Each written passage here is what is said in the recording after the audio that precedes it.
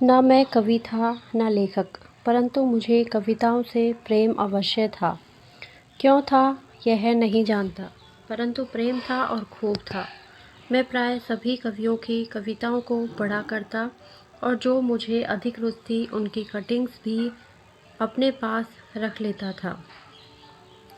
एक बार मैं ट्रेन से सफ़र कर रहा था। बीच में मुझे एक जगह गाड़ी बदलनी पड़ी। वह जंक्शन तो बड़ा था, परंतु स्टेशन पर खाने पीने की सामग्री ठीक ना मिलती थी। इसीलिए मुझे शहर जाना पड़ा। बाज़ार में पहुंचते ही मैंने देखा कि जगह जगह पर बड़े बड़े पोस्टर्स चिपके हुए थे, जिनमें एक बृहद कवि सम्मेलन की सूचना थी और कुछ खास कवियों के नाम भी दिए हुए थे। मेरे लिए तो कवि सम्मेलन का ही आकर्षण पर्याप्त था, परंतु कवियों की नामावली को देखकर मेरी उत्कंठा और भी अधिक बढ़ गई। दूसरी ट्रेन से जाने का निश्चय कर जब मैं सम्मेलन के स्थान पर पहुंचा, तो उस समय कविता पाठ प्रारंभ हो चुका था और उर्दू के एक शायर अपनी जोशीली कविता मजलिस के सामने पेश कर रहे थे। दाद भी इतने ज़ोरों से दी जा रही थी कि कविता का सुनना ही कठिन हो गया था। खैर, मैं भी एक तरफ चुपचाप बैठ गया, परंतु चेष्टा करने पर भी आंखें स्थिर न रहती थी, वरन वे किसी की खोज में बार बार विहल सी हो उठती थी। कई कवियों ने अपनी अपनी सुंदर रचनाएं सुनाई। सबके बाद एक श्रीमती जी भी धीरे धीरे मंच की ओर अग्रसर होती देख पड़ी। उनकी चाल ढाल तथा रूपरेखा से ही असीम लज्जा एवं संकोच का यथेष्ट परिचय मिल रहा था। किसी प्रकार उन्होंने भी अपनी कविता पढ़ना शुरू किया। अक्षर अक्षर में इतनी वेदना भरी थी कि श्रोतागण मंत्रमुग्ध से होकर उस कविता को सुन रहे थे। वाह वाह और खूब खूब की तो बात ही क्या। लोगों ने जैसे सांस लेना तक बंद कर दिया था और मेरा तो रोम रोम उस कविता का स्वागत करने के लिए उत्सुक हो रहा था। अब बिना उनसे एक बार मिले वहाँ से चले जाना मेरे लिए असंभव सा हो गया। अतः इसी निश्चय के अनुसार मैंने अपना जाना फिर कुछ समय के लिए टाल दिया।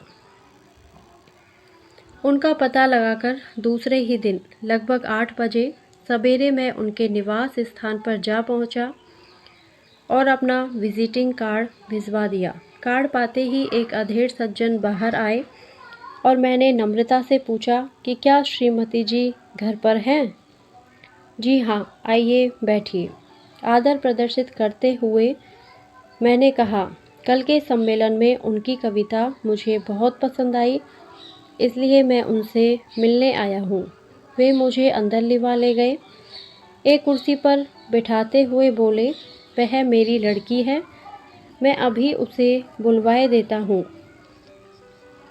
उन्होंने तुरंत नौकर से भीतर सूचना भेजी और उसके कुछ ही क्षण बाद वे बाहर आती हुई दिखाई पड़ी। परिचय के पश्चात बड़ी देर तक अनेक साहित्यिक विषयों पर उनसे बड़ी ही रुचिकर बातें होती रही।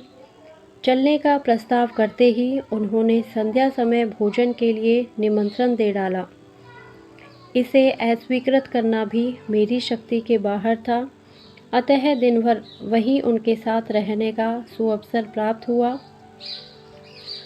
और इन थोड़े से घंटों में ही उनकी असाधारण प्रतिभा देखकर मैं चकित सा हो गया।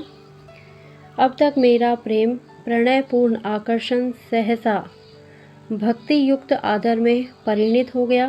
भोजन के उपरांत मुझे अपनी यात्रा प्रारंभ करनी ही पड़ी, परंतु मार्ग भर मैं कुछ ऐसा अनुभव करता रहा कि मानो कहीं मेरी कोई वस्तु छूट अवश्य गई है। घर लौटकर मैंने उन्हें 2-1 पत्र लिखे, परंतु उत्तर एक का भी नहीं मिला। कितनी निराशा व कितने मानसिक क्लेश का मैंने अनुभव किया, यह लिखना मेरे लिए असंभव है, परंतु विवश था, चुप ही रहना पड़ा। किंतु उनकी कविताओं की खोज निरंतर ही किया करता था। इधर कई महीनों से उनकी कविता भी देखने को नहीं मिली। बहुत कुछ समझाया, परंतु चित्त में चिंता ही हो उठी।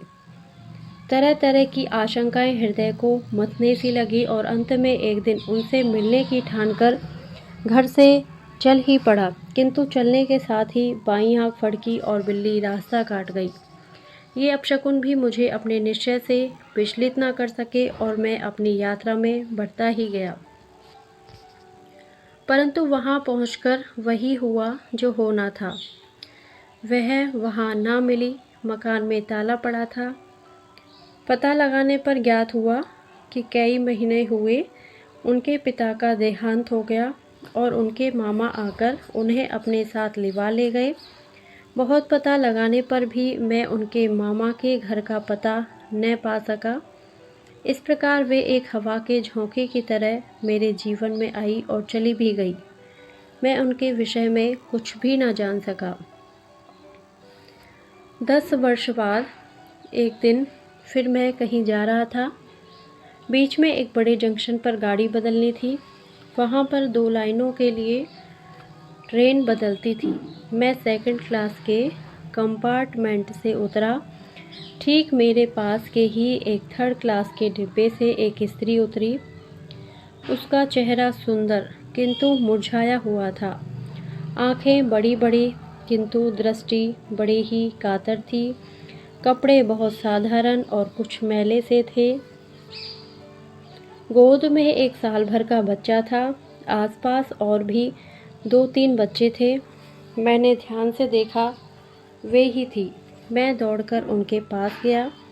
अचानक मुंह से निकल गया, आप यहाँ? इस वेश में? उन्होंने मेरी तरफ देखा। उनके मुंह से एक हल्की सी चीख निकल गई। बोली, हाय, आप हैं? मैंने कहा, हाँ, मैं ही हूँ, आपका अनन्य भक्त, आपका एकांत पुजारी। किंतु आप मुझे भूल कैसे गई? आपकी कविताएं ही तो मुझे झिलाती हैं। आपने अब कविता लिखना भी क्यों छोड़ दिया है?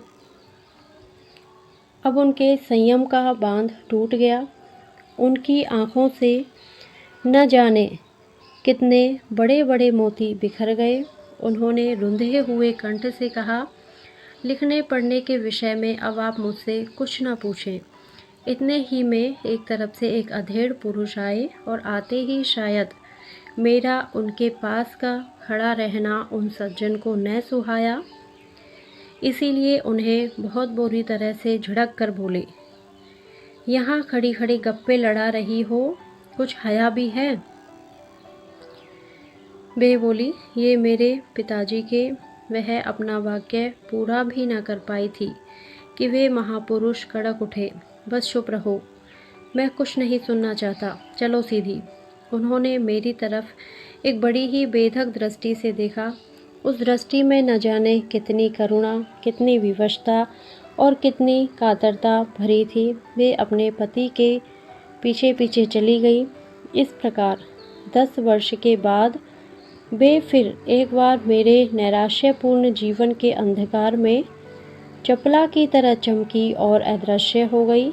वे मुझसे जबरन छीन ली गई। मुझे उनके दर्शन भी दुर्लभ हो गए। धन्यवाद। यदि आपको ये कहानी पसंद आई हो तो प्लीज़ मेरे वीडियो को लाइक करना, शेयर करना और मेरे चैनल को सब्सक्राइब करें। Thank you.